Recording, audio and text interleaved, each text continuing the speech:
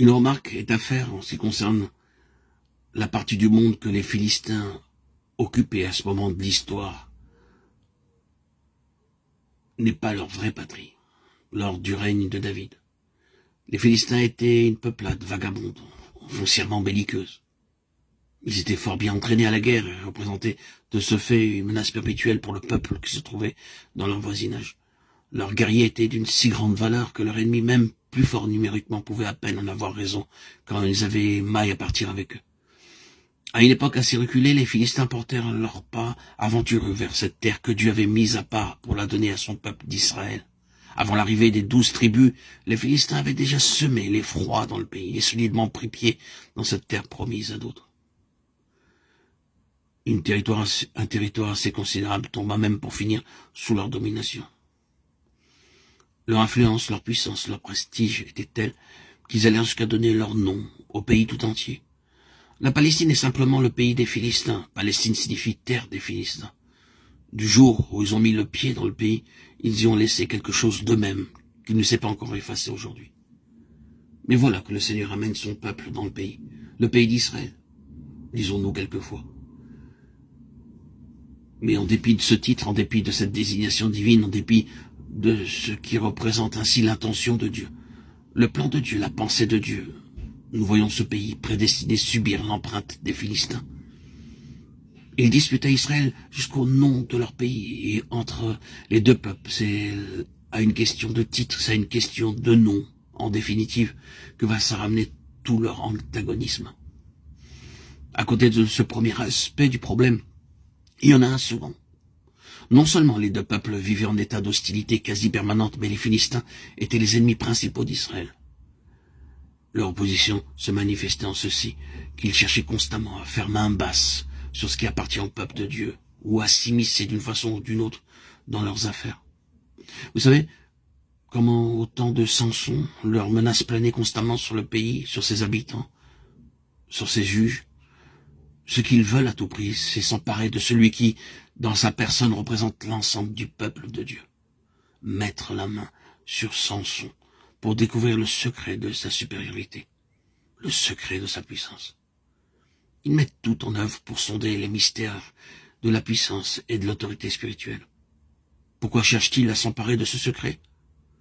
Simplement pour réduire à néant l'ascendant du peuple de Dieu. Ils finissent par trouver en Dalila l'allié dont ils ont besoin et parviennent aussi ainsi à découvrir le secret de cette puissance tant convoitée, qui n'était autre que la puissance d'Israël représentée par son juge. Sachant ce qu'ils voulaient savoir, ils ont au fait de détruire Samson et d'imposer de nouveau leur domination à ses compatriotes.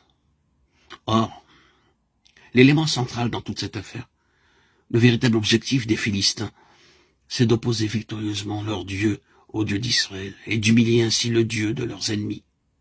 Aussi, ce fameux jour où Samson, aveugle, sort de sa prison pour venir divertir les hôtes des Philistins, quel est le vrai sens des cris de joie de ses oppresseurs? De quoi se glorifient-ils? Du triomphe de leur Dieu. Dagon, s'exclame-t-il, est plus grand que Yahweh, Jéhovah, Adonai. La preuve, voyez, voici le représentant de Dieu, Yahweh, voici l'homme qui concentre dans sa personne tout le peuple de Dieu. Est-ce un assez pauvre spécimen? Regardez-le, brisé, aveugle, anéanti, cet homme-là, c'est la puissance de Dieu. Et ce sont les dieux des Philistins qui exultent, car il y a un arrière-plan spirituel à cette affaire. Et il faut bien comprendre que c'est l'ennemi qui retire tout le bénéfice d'une situation comme celle-là. Satan est exalté.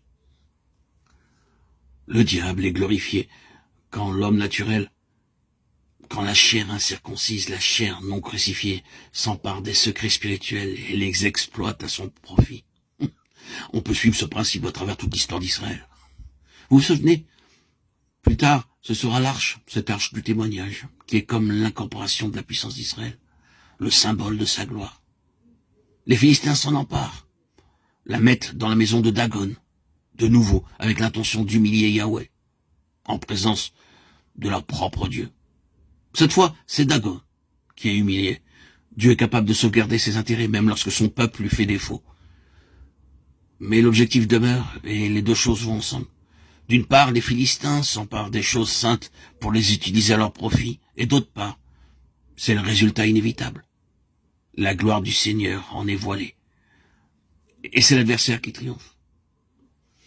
Poursuivant leur investigation sacrilège dans les mystères divins, voulant à tout prix entrer en possession de ces secrets spirituels qui les conduiront, espèrent-ils, à une supériorité décisive, les Philistins ouvrent l'arche, regardent dedans et font tout ce qu'ils peuvent pour lui arracher son mystère. Tout cela dans le seul but d'acquérir de la puissance et d'augmenter leur prestige. Vous connaissez le résultat. De ville en ville, Dieu appesantit sa main sur eux. Et l'un après l'autre, les 5 cités des Philistins sont visitées par le jugement. Constamment, dans cette histoire, nous voyons les deux choses aller de pair. Le désir de posséder les secrets divins, de les détenir et de les utiliser pour se grandir, pour gagner de l'influence, du prestige. Avec comme conséquence inéluctable le déshonneur de Dieu et la glorification de l'adversaire.